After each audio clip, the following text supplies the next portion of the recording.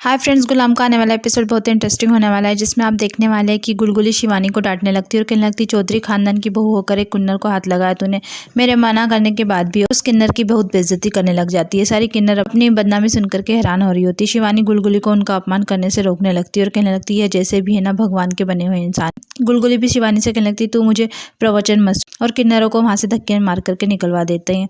उधर रंगीला भी मामा जी को लेकर के भैरवगढ़ पहुंच चुका होता और मामा जी मार्केट में गाड़ी रुकवा करके मिठाई लेने चले जाते। इधर शिवानी और रश्मि उसके अंदर किन्नर के सरदार को बुला करके अपने गहने दे देती है और कहने लगती है हमारी माँ ने सिखाया है कि आप लोगों को घर से इस तरह खाली हाथ नहीं भेजते। हम आपको चांदी के घुंघरू तो नहीं दे सकते, आप यह ले लीजिए। उन दोनों की यह सब बातें सुनकर के किन्नर का सरदार भी दोनों का आशीर्वाद देता है कि तुम दोनों की मुंह मांगी दुआ कबूल हो जाए। शिवानी भी कहने लगती है अगर आप हमको सही में आशीर्वाद देना चाहते हो ना तो आप रश्मि को अपने साथ लेकर जाइए। यह सुनकर के किन्नर का सरदार कहने लगता है यह क्या मांग लिया आपने, बेरामपुर से तो भागने की कोई सोच भी नहीं सकता। शिवानी उसे समझाती है कि इनके पति इनको ढूंढने के लिए आए थे, वह जरूर बाहर कहीं होंगे, आप इनको लेकर जाइए और उनसे मिलवा दीजिए। सुनकर के किन्नर की सरदार भी कहती है मैं अपने एक साथी को भेज रही हूँ, आप इनको उनकी साड़ी पहनवा दीजिएगा। लेकिन यह सुनकर के रश्मि डरने लगती है और एक पेपर पर लिख करके शिवानी को बताती है कि दोनों साथ चलेंगे, नहीं तो नहीं चलेंगे। शिवानी उसे समझाने लगती है कि आप ऐसी जिद मत करो। रश्मि की जिद को देख करके किन्नर की सरदार भी कहने लगती ठीक है, आप दोनों ही साथ में चलो,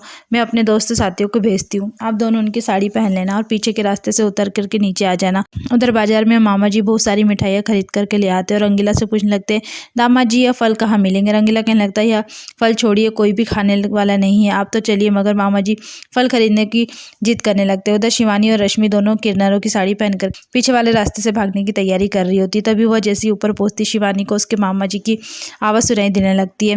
वह मामा जी को देख करके खुश हो जाती है और रश्मि से कहने लगती है रश्मि तुम जाओ, हम हमारे मामा जी के साथ ही आएंगे, और उसे भेज देती है।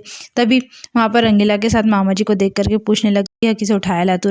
रंगीला कहने लगता है यह शिवानी के मामा जी दिल्ली में मिल गए थे, जिद करने लगे कि वो अपनी मालकिन से मिलना चाहते हैं। ये सुनकर के मामा जी चौंक जाते हैं और कहने लगते दामाद जी आप शिवानी बिटिया को मालकिन क्यों कह रहे हैं। मामा जी की बात सुनकर के वहाँ मौजूद सारे लोग हंसने लगते हैं। तभी वीर मामा जी को समझाने लगता है यह जो सामने खड़े हैं ना यही आपके समधी और हमें आपके दामाद चौधरी वीर प्रताप। है सुनकर के मामा जी चौंक जाते हैं और कहने लगते चौधरी वीर प्रताप तो यह है ना, इन्होंने ही तो हमारी शिवानी बिटिया से शादी की है ना, यही तो विदा करके लेकर आए थे ना। और रंगीला से कहने लगते जवाई जी आप चुप क्यों हैं, बोलिए। वीर भी कहने लगता है यह बोलता है तो सिर्फ हमारी मर्जी से, और फेरे भी लिए थे ना तो मेरी मर्जी से ही लिए थे, गुलाम है ये मेरा, शिवानी को उठा करके यह मेरे लिए लाया था। ये सुनकर के मामा जी चौंक जाते हैं और कहने लगते शिवानी को उठा करके ले आए, यह सब क्या मजाक है। और गुस्से में रंगीला को देखने लगता है, समझ नहीं आ रहा होता कि हो क्या रहा है। वीर भी रंगीला की तारीफ करने लगता है और कहने लगता है बहुत बढ़िया दिमाग है तेरा, ये गलती से तुझसे टकरा गए तो तू इन्हें यहाँ लेकर आ गया, जिससे ना तो यह पुलिस के पास जाए और ना ही दुनिया को बता पाई। यह सब दूर खड़ी शिवानी भी देख करके घबरा रही होती है। वीर कहने लगता है रंगीला तू मेरा सच्चा गुलाम, और मामा जी के सर पर पैसे निछावर करके रंगीला को दे देता है। मामा जी रंगीला से कहने लगते इतना बड़ा धोखा किया तूने हमारे साथ, क्यों किया इतना बड़ा धोखा। तभी वहां से भीम रंगीला को जाने के लिए कह देता है और मामा जी से कहने लगता है मामा जी पहली बार बहरामपुर आए हैं तो अपने आदमी से बोल करके मामा जी के स्वागत का सामान लाने के लिए कहता है। तभी उसका आदमी एक थाल में लंगोट लेकर के आ जाता है। कहने लगता है बहरामपुर की तरफ से यह छोटी सी भेंट स्वीकार करो। वीर भी वहां पर लंगोट उठा करके कहने लगता है यह लंगोट हमारे बहरामपुर की आन बान शान है, और आज हमारे ससुर जी यह पहन करके मेरे साथ कुश्ती लड़ेंगे। भीम भी कहने लगता है यह बहरामपुर का रिवाज है, यहाँ पर ससुर जी का स्वागत कुश्ती लड़के किया जाता है, दामाद और ससुर की कुश्ती होगी। मामा जी कहने लगते यह कैसा मजाक है। भीम उन्हें डांटने लगता है और कहने लगता है अपने कपड़े खुद उतारोगे या उतरवाऊं, और अपने आदमियों को इशारा करता है। उसका आदमी आकर के मामा जी का हाथ पकड़ लेता है और उनके कपड़े उतारने लगता है। तभी भीम मामा जी के बसले पर पट्टी बांधी देख करके कहने लगता है यह तो पहले से ही टूटा फूटा है।